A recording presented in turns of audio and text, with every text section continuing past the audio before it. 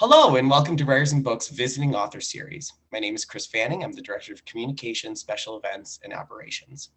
Writers and Books is a nonprofit literary center in Rochester, New York. We offer readings, workshops, and literary programming for people of all ages, all currently available online. Our theme for 2021 is Taking Care. We're celebrating different ways we can take care of ourselves and take care of others this year.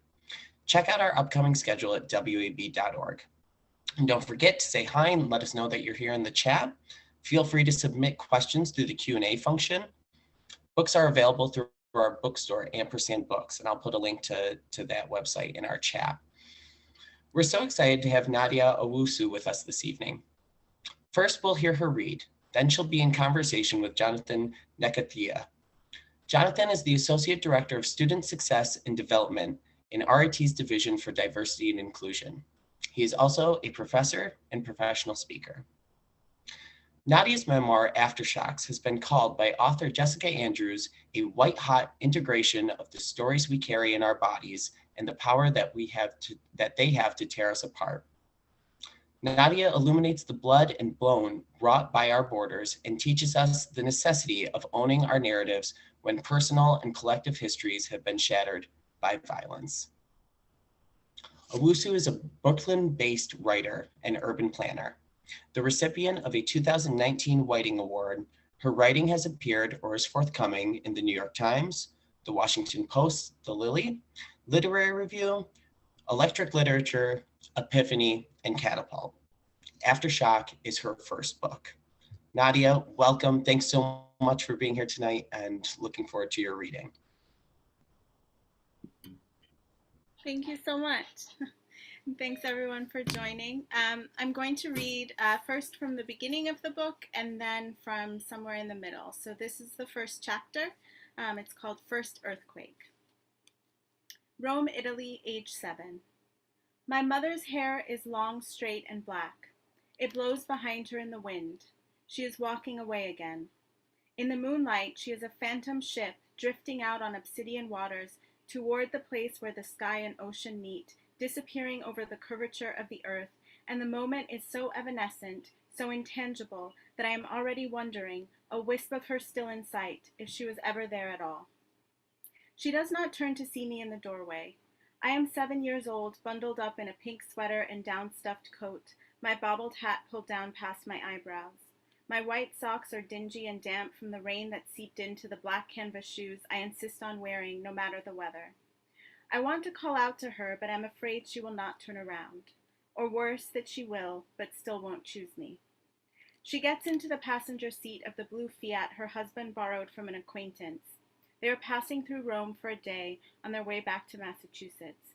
They vacationed in Venice. Earlier, before my mother arrived without sign or signal, I woke up to the sound of rain. It was dark outside, so dark I thought it might still be night until I smelled pancakes.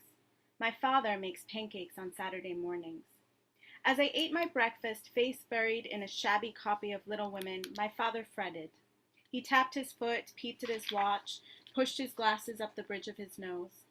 I wondered what was making him anxious and hoped that whatever it was wouldn't require him to sit at his desk all weekend. He had just returned from a work trip to Dhaka. I wanted him to myself. The radio, always perched on the kitchen counter next to the toaster, its bent antenna somehow finding the BBC World Service, brought news of a catastrophic earthquake in Armenia. Tens of thousands of people were killed, hundreds of thousands lost their homes and everything in them. A city called Spitak was destroyed. A new city, the woman on the radio said, would have to be built over the ruins. Soviet leader Mikhail Gorbachev asked the world for help. On my pancake, I spread butter and sprinkled sugar. Does Mama have family in Armenia? My father flinched, then looked at me with wide eyes magnified by Coke bottle glasses. No, he said. Her family are Armenian, but they lived in Turkey. They are all in America now. We usually avoided the topic of my mother, but the BBC said this was an emergency. Rules are suspended in emergencies.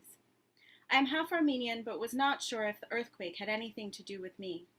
My Ghanian father, stepmother Annabelle, sister Yasmin, and I live in Italy. This was the first I'd heard of the Caucasus Mountains, the fault rupture point that caused the event. I asked my father what an aftershock was. He said they are tremors in the earth that follow an earthquake. They are the earth's delayed reaction to stress. The doorbell rang just as I was about to go upstairs to brush my teeth. Yasmin, who had stumbled into the kitchen rubbing her eyes, jolted awake and scampered after me to see who it was. We hoped our friends from next door had come to play. Our mother was on the front porch with 2 red balloons and shaking hands. I stared at her. Remembering my voice, I shouted for my father to come. We hadn't seen my mother in 3 years, not since I was 4. My father nodded hello and sent Yasmin and me to get dressed. When we came downstairs, my parents were still standing in the hallway. They weren't speaking. My mother's hands were in her pockets. She had let go of the red balloons, and they had floated up to the ceiling. Her head dropped. My father's shoulders were drawn back, his legs spread apart. Your mother is going to take you for a drive. My father opened the closet and pulled out our puffy coats. I could feel him on the other side of the front door when he closed it behind us, as though to say he would be there, exactly where we left him when we returned. My mother's husband drove, silent, while my mother chattered. Our half-sisters were dying to see us. She would bring them next time. Venice was a magical place. She could hardly believe it was real. Our grandparents bought us a kite in the shape of a fish. Our father would show us how to fly it in the spring. Despite the drizzle, my mother's husband dropped us off in Piazza Navona. An artist drew a funny sketch of us together with bulbous heads and startled eyes. We ate at a cafe, plates of spaghetti al pomodoro. All of us requested lots of Parmesan cheese. My mother asked about school and said she liked our house, even though as far as I knew, she had only seen the hallway. I asked her about the earthquake. She hadn't heard the news. Someday we'll all go to Armenia, she said. It sounded like half question, half statement, so I said yes, even though I didn't believe her. As we left the restaurant, a juggler swept over, grinning. His hands seemed to barely move, but his blue, yellow, and red clubs hurtled high above his head. He caught 2 in one hand and 1 in the other and bowed deep. My mother clapped. Yasmin and I, always tentative around strangers, considered the cracks in the paving stones. My mother pressed a few gold and silver 1,000-lire coins into the juggler's hand.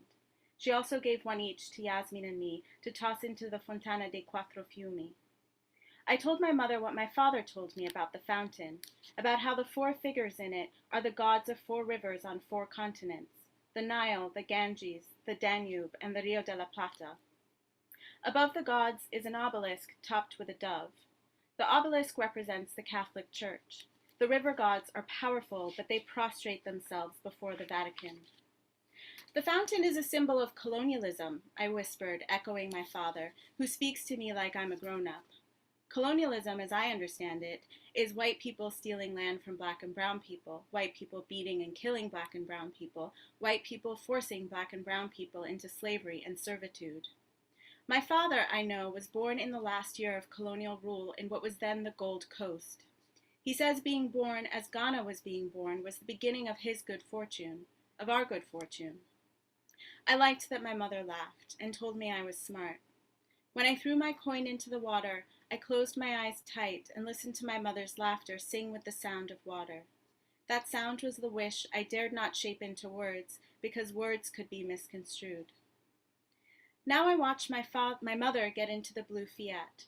Her husband starts the ignition. To see her more clearly, I squint. She rests her head against the window, and I imagine, or perhaps hope, she is crying. The car pulls away, absorbed by the night. I sniff the air for exhaust or perfume, for any remnant of my mother's presence, but I smell only wet limestone and garlic. My stepmother Annabelle is cooking dinner. Piazza Navona seems far away now. We live in Eur, a neighborhood known by an acronym for the Esposizione Universale di Roma, a World's Fair that never happened because of the onset of World War II. Eur was built by Mussolini to celebrate 20 years of fascist Italy and to expand the city to the sea.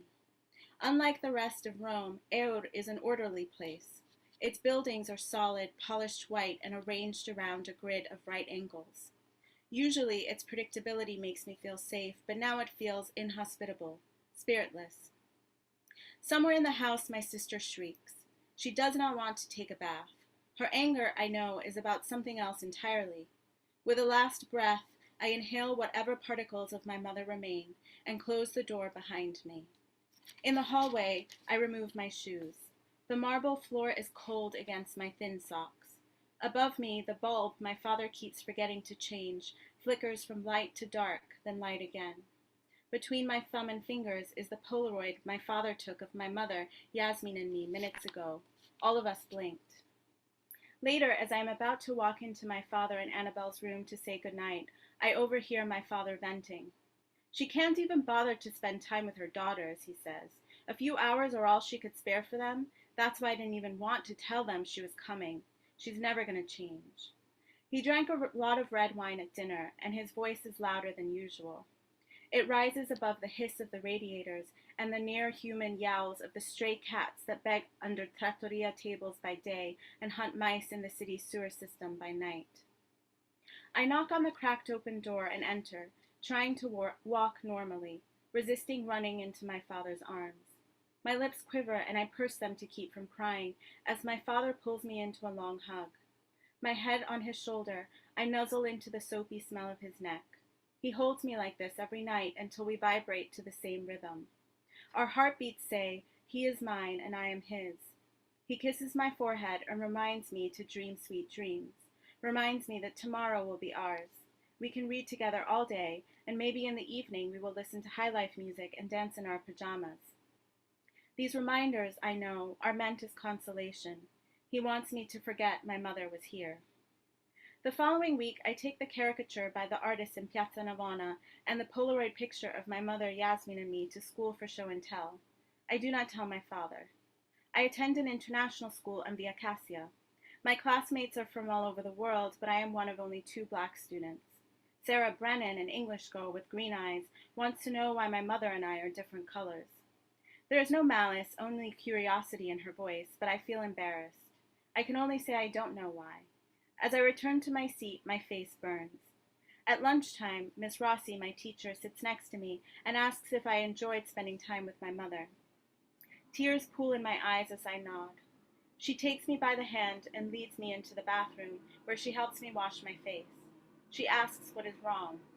How do I tell her about the trembling that leads to ripping, then to violent rupture, to whole lives and whole cities disintegrating, to piles and piles of rubble, to displacement and exile?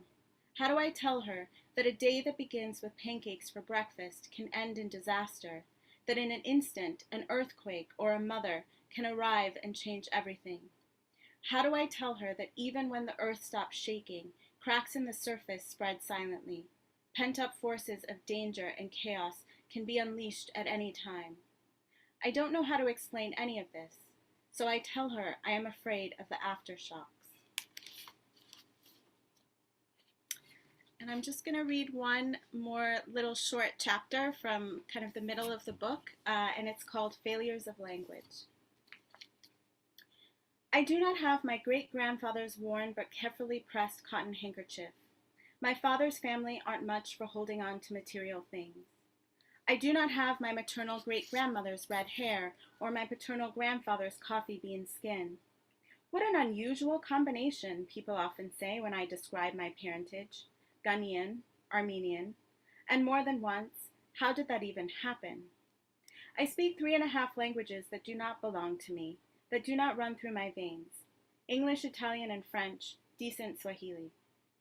When my relatives and country people maneuver between English and their home languages, Tree, Armenian, and Turkish, I grip the ropes of the English words as firmly as my jittery hands will allow and loop them into knots.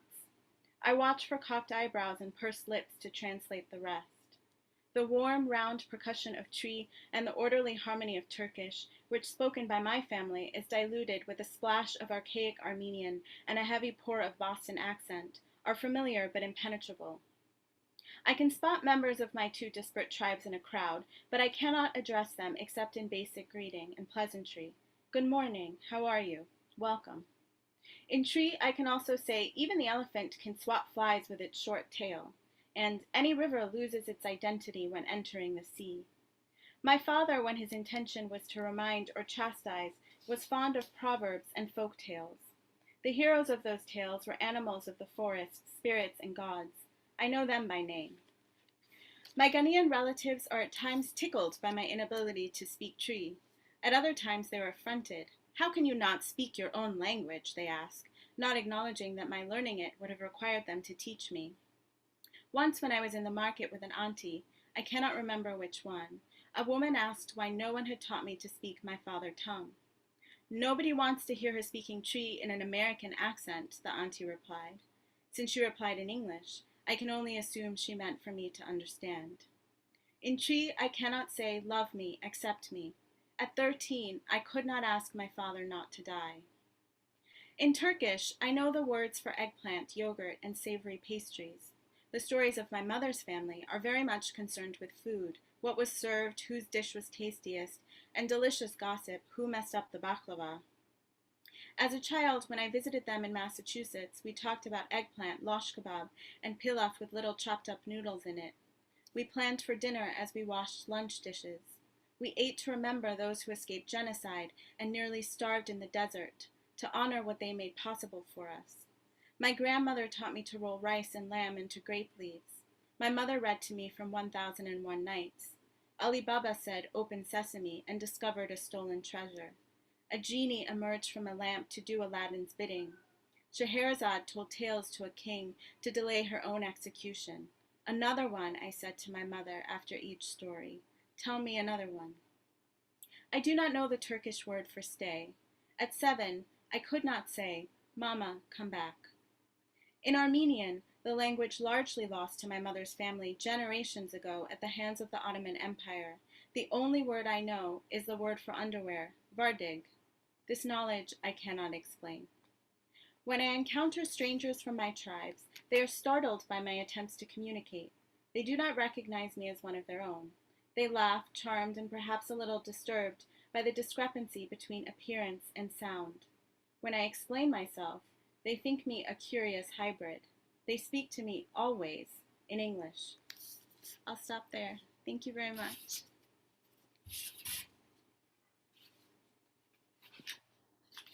Excellent. Thank you so much, Nadia. It was great to understand your essence through these words. They stand on their own, but it's such a treat to have an author like you read their words and share their meaning. So it's wonderful.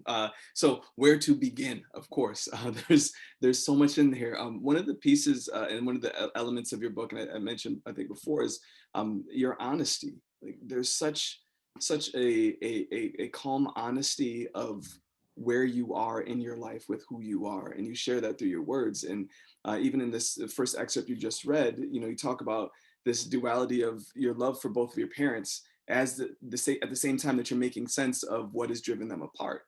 And that honesty is so engaging, and the fact that you seem to have obviously a foot in many different worlds, and you've existed in so many different places. And I failed to mention at the beginning that when we first met that my parentage is from Kenya, so I'm first generation born here, and I've heard all of those things that you mentioned in the failures of language, and understanding who I am by way of the cultures and the communities around me is something that I'm always in touch with. So as we get to know you a little bit better, what are the pieces that really inform who Nadia is, what informs you as the author, as the writer, but then also as just this civilian and citizen of the world? Thank you so much for that really thoughtful question, Jonathan, and for your very kind words, and for doing this. It's really nice to meet you. So I think, the kind of project of the book was really aimed at coming to understand exactly that question and to sort of reckon with all of the seemingly disparate pieces of my life and bring them together and make sense of them. And, some of how I would answer that question is to tell a little bit of my story, because I think so much of my life has been sort of built on these absences, and so as I kind of spoke to in the first piece, my mother left when I was 2, and my sister and I were raised by our father, who was sort of the great hero of my life, and he worked for a UN agency, and so that's a big part of who I am as well, because I grew up moving to a different country every couple of years. And so when I was 7, as in that the first chapter that I read, we were living in Rome, and after a long absence, my mother showed up at our house on the same day that I learned of this earthquake, and it destroyed the city in Armenia. And when I asked my father about what aftershocks were, really what I was trying to understand is what was my connection to that place. And what was my connection to my mother, because her absence was actually a really strong presence in a weird way in my life. It was sort of a solid thing that I was always aware of, but I wasn't really supposed to talk about. And I think because my mother is Armenian American, and because my father kind of generally avoided talking about her, that moment has been such a formative moment in my life. And I sort of, I think kind of the personal shaking and my mother showing up and leading to all of these questions about who I am, how I'm connected to my family, also to the Ghanian side of my family who I grew up around. But there were other ways in which I was distant from them in other ways because of the nature of how I grew up and not speaking the language and living in different cultures. And so I think that those questions of sort of who am I, how do I connect to these places, how do I connect to the places where we lived. I lived in Uganda, I was born in Tanzania, lived in Italy, went to boarding school in England. My stepmother was Tanzanian, so I have a half Ghanaian, half Tanzanian brother, and I also have siblings on my mother's side who are half Armenian American and half Somali. And so we're a very international family. And, that's a wonderful thing in so many ways. But in a lot of ways, I think especially because people expect you to have simple answers or want to put you in a particular box. As a very young girl, I sort of, that question of who are you, where are you from, would kind of set me off into a panic. It didn't feel right to say that I was American, although I have a U.S. passport, but I hadn't lived here, and I didn't live here until I was 18, and I was American because my mother was a U.S. citizen, but I didn't grow up with her. And on the other hand, when I told people that I was Ghanaian, especially Ghanaians, they would often look very confused, and sort of then start quizzing me, and then, there was the panic of I actually don't know any of those words, and so I think the answer is, I struggle to find steady ground in my own sense of self. And at times I was sort of tormented by all of these signals about, who I thought the world expected me to be or wanted me to be.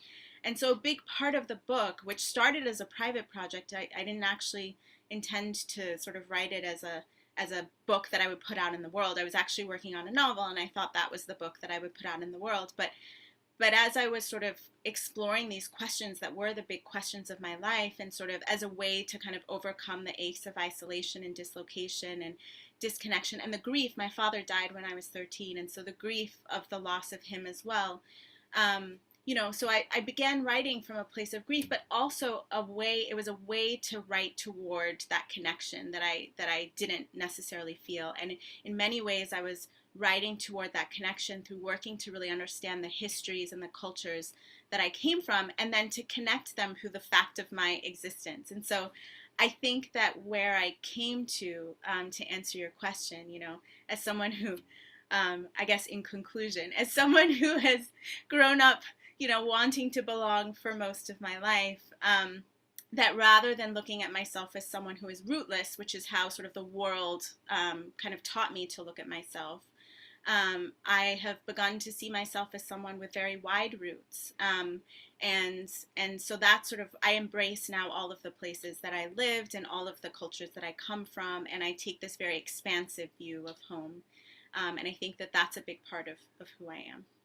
Excellent. Thank you so much for sharing that. It's always, weird to ask someone all these very, very deep personal questions. But what you do so wonderfully is that you invite us to apply that same lens into our own lives. All right. And that's something that really stood out, especially with this last year and a half of a pandemic. And the blue chair, which gets its fair due in this book, as I was envisioning this and feeling this, I was realizing there are places in my home that were that blue chair, the vehicle by which I could actually honestly accept and sink into the reality of who I am and where I am. And there are many people who've come to terms that, maybe I don't like my drinking habits. Maybe I haven't really found a pathway to forgiveness for this trauma that happened in my life. And we all are in that place, I think, right now. Before we go back to opening up and going back to as normal, we have this unique opportunity to do what you did, which is to sink in and to accept where we are. And so, the theme of Writers and Books is, as Chris mentioned, is taking care and mental well-being. And you talk about grief. And obviously, a couple weeks ago, Naomi Osaka withdrew from the French Open. Mm-hmm. And again, these young people teaching us how it's done. There's this idea that owning one's health and protecting oneself from additional trauma. Sometimes we rely on the world to do that for us, but we're the only ones who can actually do that. As you said, like, you are the unique convergence of all these stories, and instead of waiting for people to tell you what is unique about those, you embody everything to begin with. So, as we allow ourselves to grieve and we come to this convergence of these different cultures, and then also, and at the same time, an absence of guidance, and in many cases, losing your father and the connection to your mother, and is something that really speaks to me as a person who did not know his father and grow up with his father. And you have a chapter called Orphan, but who teaches orphans to grieve? And I'm really curious about you, as you accepted sort of the responsibility and the charge to understanding your place with anxiety, with depression. Who teaches an orphan to grieve? How did you learn to grieve in a way that reflects and honors all of your cultures? Well, thanks again. That was a really lovely question.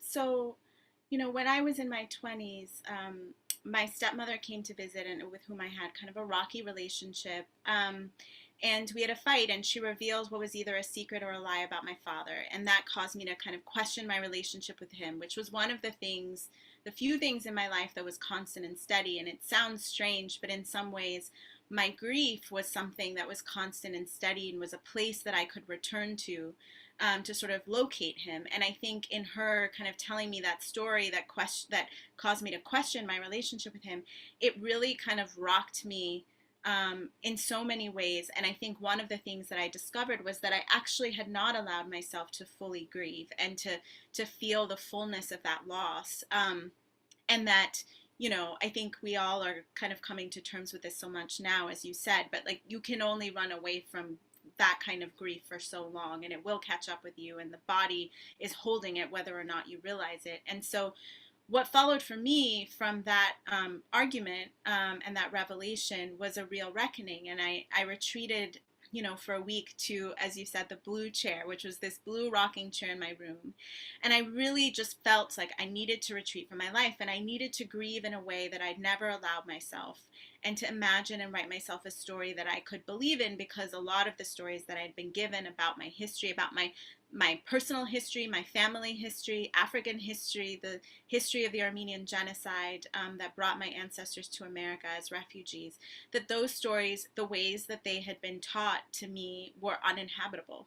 And, those are histories that are often ill-treated. And, I think stories of families like mine, immigrant families, Black families, families from the so-called developing world, and I wanted to kind of, I felt like in order to fully grieve, I needed to inhabit and understand those histories and those forces that so shaped my family's lives, whether or not I was aware of it. And I needed to not be so complacent in my grief. Like, I needed to sort of to approach it with some sort of intention, to sort of investigate and interrogate how I was feeling, what I was carrying in my body, both sort of the historic grief and, the more recent griefs, and to connect those and understand them in kind of deeper ways. And, that it wasn't a coherent thought. Like, I wouldn't have been able to express it this way when I did retreat into the blue chair, but it sort of didn't feel like a choice. It sort of felt like if I didn't do this, that I wasn't sure if I was going to make it out of that sort of deep depression and anxiety alive. And one of the things that I found, in terms of sort of how did I learn how to grieve, I think for me it was sort of a process of trial and error. And one of the things that I connected to as I was sort of in the blue chair on my own for 7 days, not sure if I was going to make it back out into the world, was remembering that actually that there were all of these people. Although, you know, my father had died at that point, I was not in relationship with my mother and hadn't been for over a decade. And so I really was, you know, at least in a version of the story I told myself, I was orphaned, I was alone in the world in some ways. But then when I re-examined those stories, I realized how much, you know, my father's family, my aunties, my grandmother, my mother's parents, in so many ways had sort of reached out to me across oceans and continents and estrangements, and really persevered in trying to love me and guide me and be in my life. And so I think part of that process was, you know, feeling the love as much as I was feeling the grief, because I think, you know, grief is the other side of love, and reminding myself of all of the love that existed for me in the world, that my father had for me before he died, and that has sort of been a guiding force in my life. And I think, you know, I did start writing from a place of grief, but part of that grieving was also writing toward love and connection, and even eventually, you know, toward reconciliation with my mother, with whom I now have a relationship that I'm grateful for. But I feel like I needed to go through that process to get there.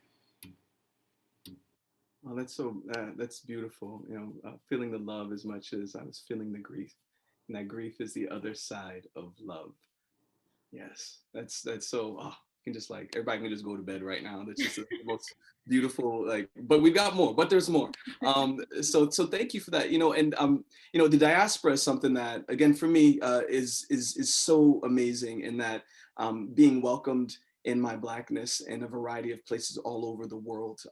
But here in America, being welcomed, being and wrapped up in that love of the Black community, but then also having connections to my families, and then also other Africans, no matter where you might be. The diaspora really does reach out. It also reaches backwards and also forward. And oftentimes we find ourselves in places where other people take it upon themselves to inform us of our Blackness or our Africanness. And there's the one chapter, Panic. You had talked about a panic attack, and you say, you know, I suddenly became aware of my Blackness.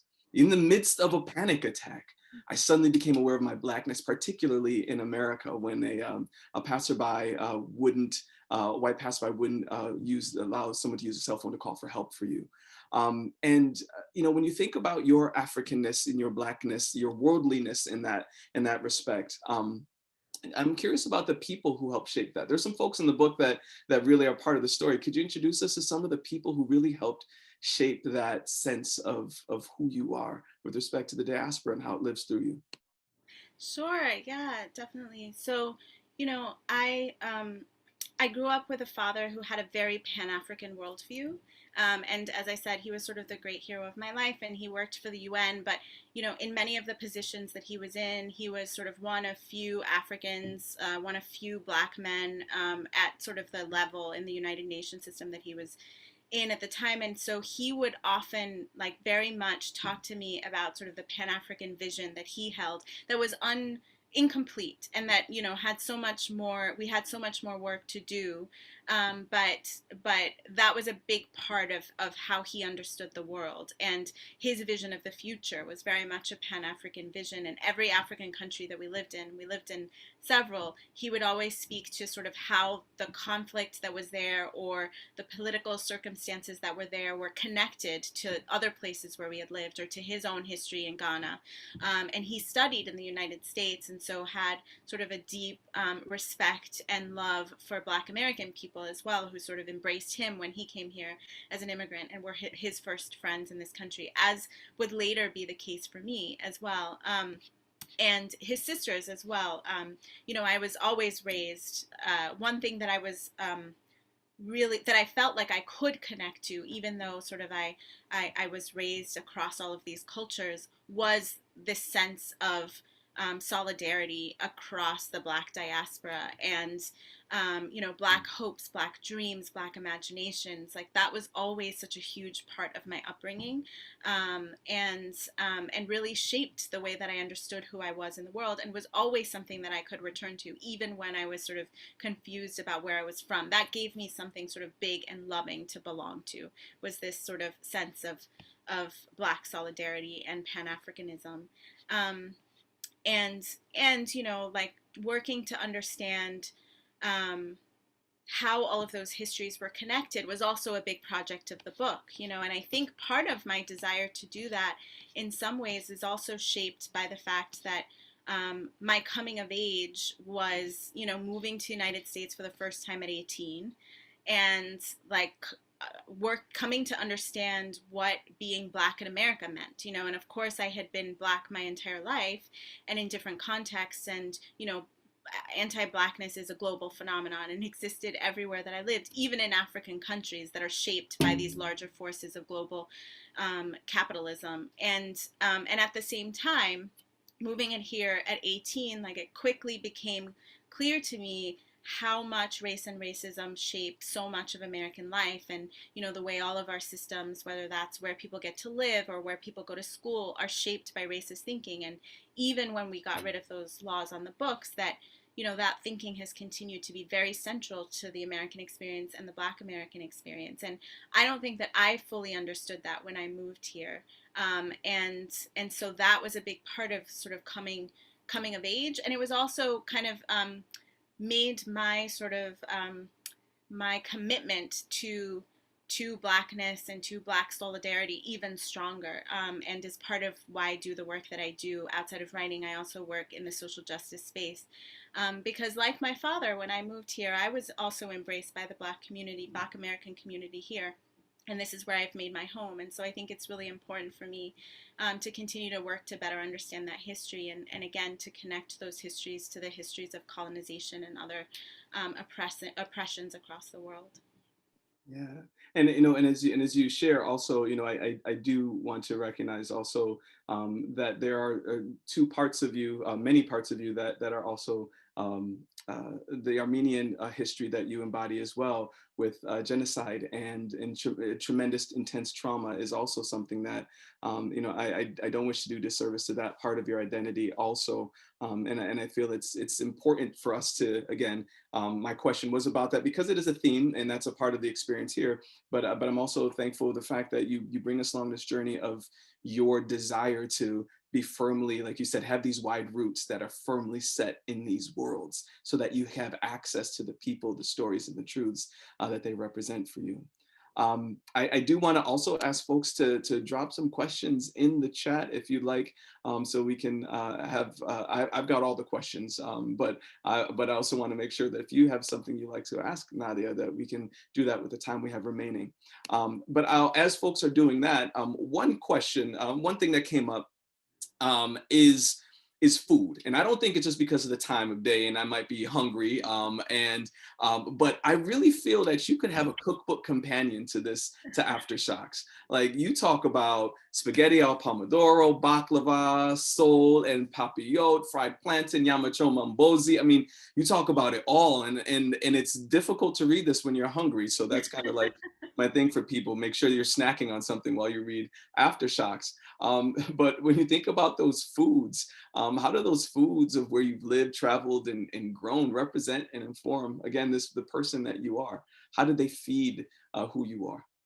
Yeah, I mean, that's such a great question. And I think food is one of the first things, when you move to a new country, as we did so many times growing up, one of the first things that, my father would want us to do is to try the local cuisine. And we would always go to, a local place that wasn't somewhere where expats would go, or, that wasn't catering to foreigners, and really try to get to know the culture first through the food. And often when we couldn't speak the language yet, and we were just learning to speak the language in the different places where we went, food was one way that we connected with people. And just like my father's excitement and joy, and he was really into food, and so just his enthusiasm for people's food would often make him, and therefore make us, a lot of friends, wherever we went. And often, the people that we connected with through food would serve as our first guides in these new places that we traveled to. And then also, the cultures that I come from, and I think so many cultures, food is a huge part of how families come together. And so that is one way, again, across all of these sort of these ways that I felt kind of disconnected from the different cultures that I came from. Food was one thing that I could connect to and that I could claim and recognize and celebrate, and own in some way, and because I would return to those favorite dishes time and time again. And so that, I think that's why food shows up so much, like in a story that's about sort of who am I and how do I connect to the places that I love. I think food is always a big part of that. Absolutely. But seriously, if you do need any recipe testing for that cookbook companion, you have my email. I am on board.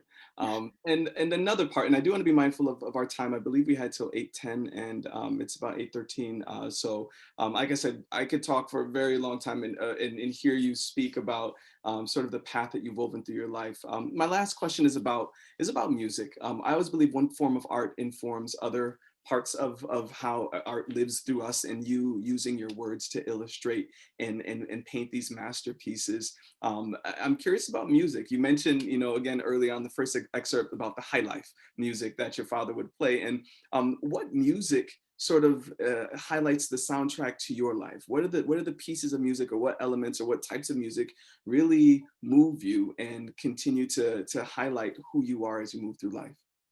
Yeah, that's a great question too. So, certainly, I mean, similar to food, often the ways that I've connected to, to the different cultures that I come from is through music. And my father would always play high life and Afrobeat around the house. And so I grew up with that. And when I was writing, that was kind of the music that I returned to as well, because it allowed me to kind of transport myself to those days with my father in our living room, and then also to Ghana, where I was around my family. And in the Ashanti culture, music really it's not separate from your day-to-day life. There are actual rhythms that are for washing clothes, there are rhythms for flirting, there are rhythms for naming a baby. There's music as part of kind of every event, like from mundane events to kind of more momentous occasions like weddings and funerals.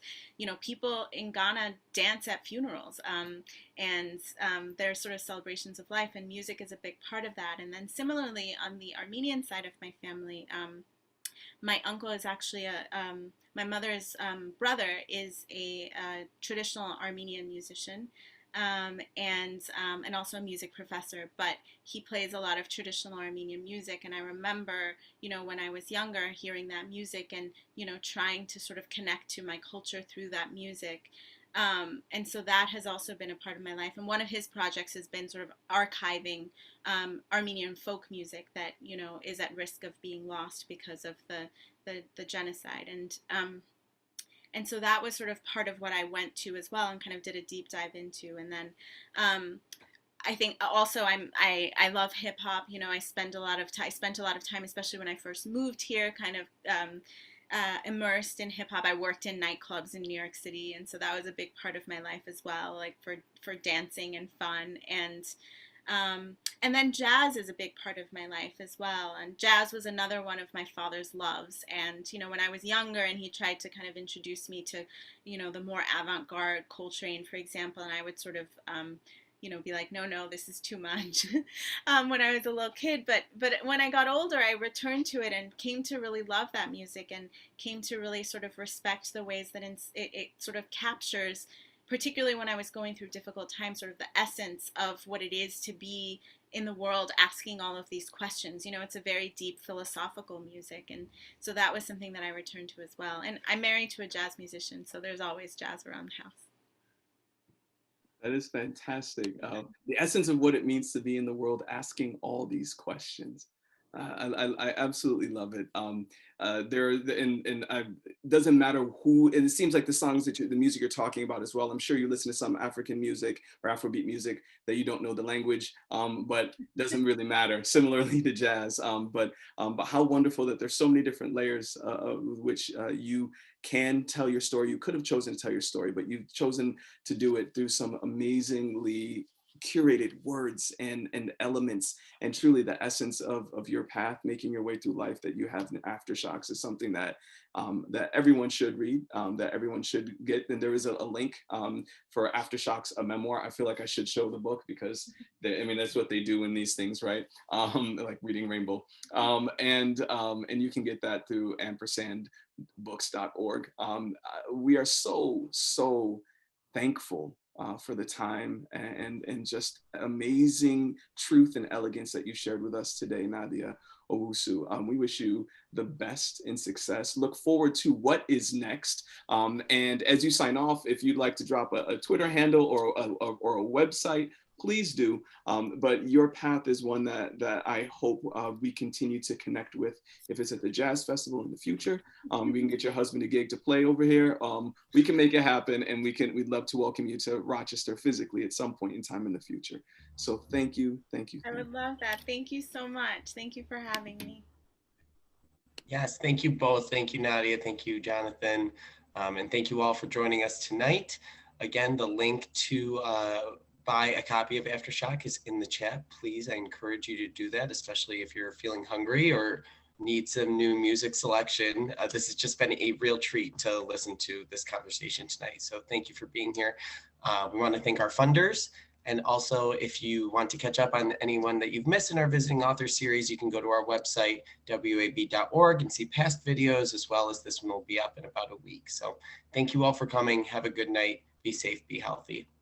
Thank you.